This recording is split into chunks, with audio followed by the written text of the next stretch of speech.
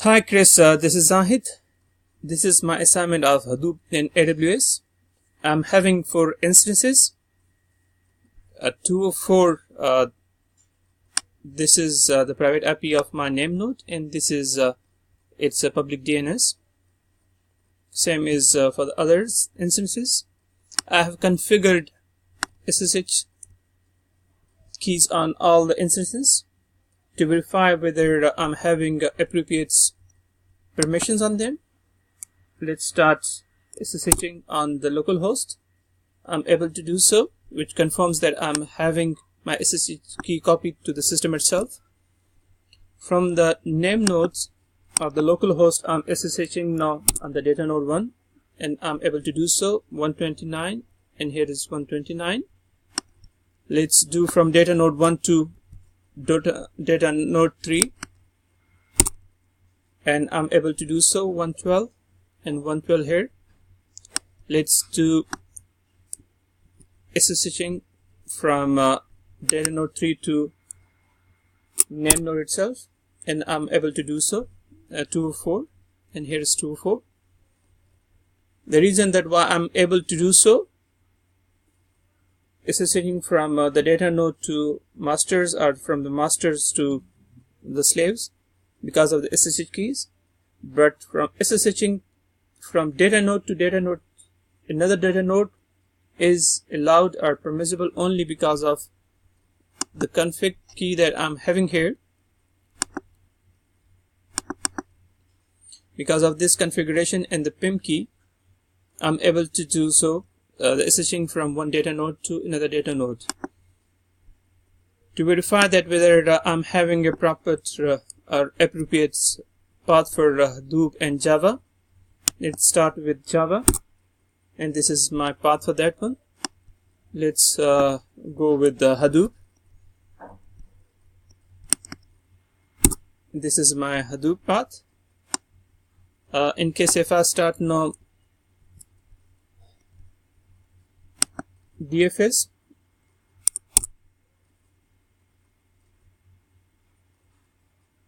okay, so the system is telling me that I'm already running it. In case if that is the case, then yes, as you can see that I'm having it's running over here.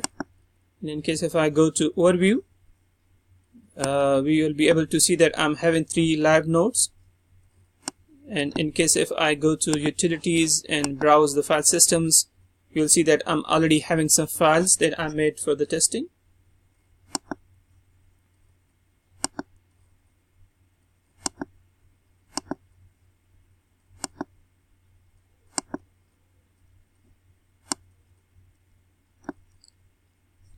And let's see that what other Java services are running on my name node.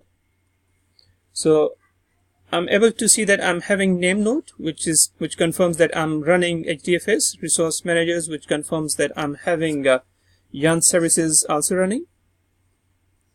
In case if I want, I can add job history here.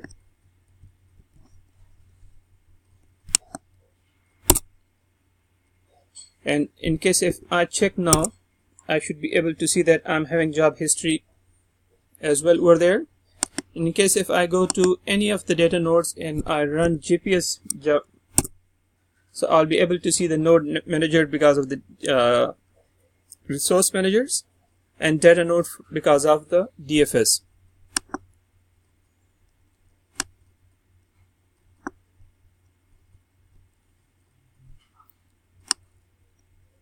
Let's run the MapReduce functions. We created one Java files for the word count and Eclipse. If I run here, yeah, it's run. Now let's do the compilations. Yes, so the jar is made out of that one. Let's make one directory of books in HDFS.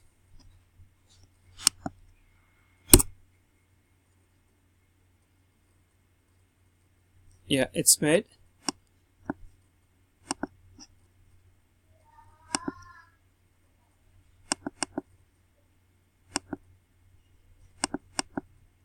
I'm having here in the name nodes one folder, one directory called books, and I'm having two books over there. I'm copying one of the book from here to the books directory in the HDFS.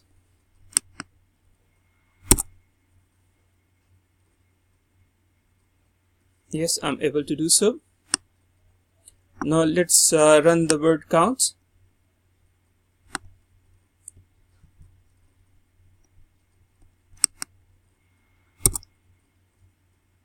So from the book folder, that which could be another folder, which could be any folder, it's basically the input folders, and then I'm having one output where that's word count processings would go over there. All these things happened at the backend.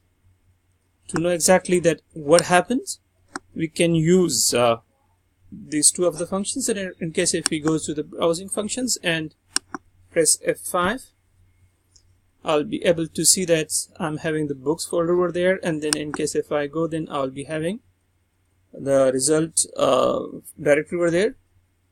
This is the portion which I should run for echoing or for the cat functions to see exactly that what happened at the back end. A generic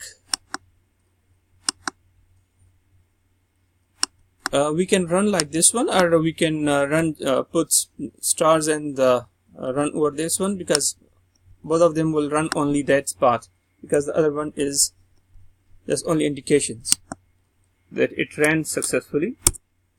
So this is the result that I'll get. These are the words and the Hamlet's book that I'm having. In case if you want to remove the contents of the result,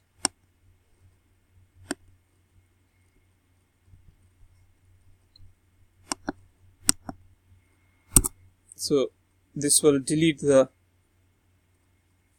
deletion interval. In case if we can verify this one by F5 too. You see that now it's blank.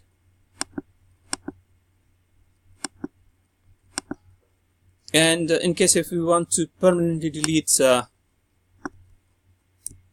directory itself,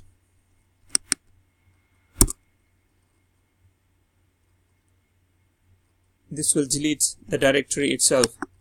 So we were not only able to, you see that the result directory has gone. So this is how we can delete different things. To stop the yarn or job history and all other stuff, we need to go back in opposite directions. The last one what we started was job history, so we should start by stopping that one first.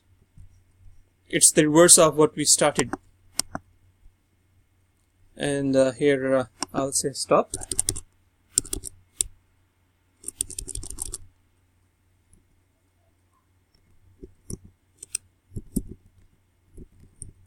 Several.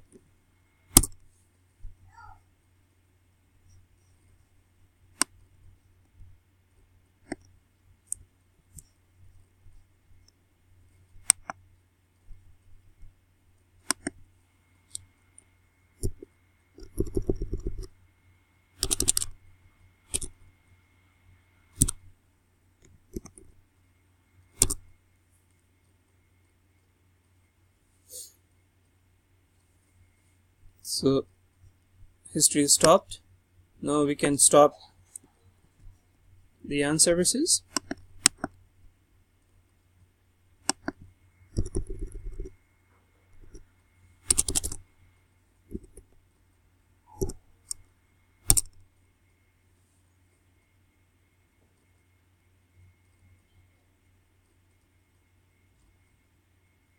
So as you can see that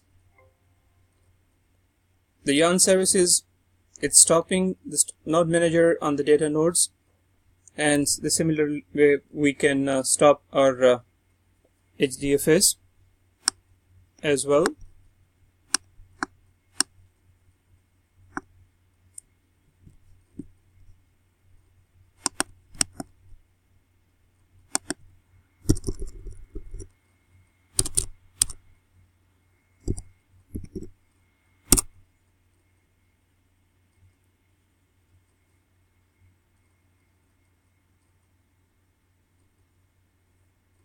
So stopping DFS on the name node will stop the data nodes on the data node itself,